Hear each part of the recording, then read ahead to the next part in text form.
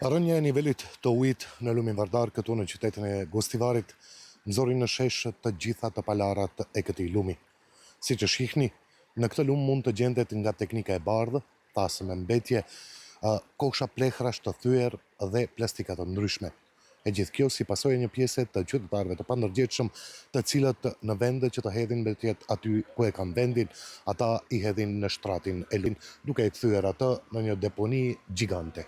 Banorët thonë se nuk mban mend për herë të fundit kur është pastruar shtrati i lumit, ndërsa druajnë edhe nga paraqitja e ndonjë sëmundje nga e gjithë kjo papastërti. Ka shumë me për të fugë bërdaçet neje. Se më pastro kemi problem së fugim mrapa. Shumë me.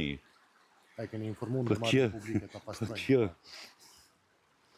As Palestinë së nxorësh vend më të kësë që këto. Jo këto mes Gostivarit. Kush i hudhan këto? Kush i hudhan? Po kjo hudhet pisa ka shpija, pi nati i bi lumit e pasë. Se më me hudhon pas nuk vinë tërma ata. Shkojnë që po ashtë. Nuk e fugin këtë. Qish këtë banuar e tërma që shë? Po. Do të regulat, do të pastrat komplet. Ma hudhin popli. Kur është pastru për herë të fundit? Osman, men. Në komunën e Gostivarit ngren supet, qyteti ka shumë deponit e egra, thot Zoti Xhelili, udhëheqës i sektorit për mjedis jetësor.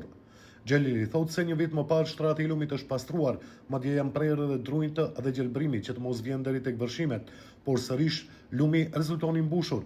Paralajmërojnë dënime për ata që krijojnë deponi ilegale. Theks i veçantë i është vënë çështjes së inspektimit, dënimeve dhe mbajtja e rendit, sidomos dënimet për shkak se kjo çështja e deponive ilegale përsëritet vazhdimisht. Ne i pastrojmë, dikush përsëri i krijon. Domethënë pa mos marr masa ndëshkuese, nuk besoj të kemi rezultat. Sipas të dhënave nga sektori i mjedisit jetësor të komunës së Gostivarit, ky qytet ka madje 58 deponi ilegale në të gjithë territorin e qytetit. Drejtoresha e Ndërmarrjes Publike Komunalec të Gostivarit, në prononcimin e saj të fundit për Alsat, tha se problem në vete është edhe mungesa e punëtorëve për të përballur me mbeturinat në Gostivar.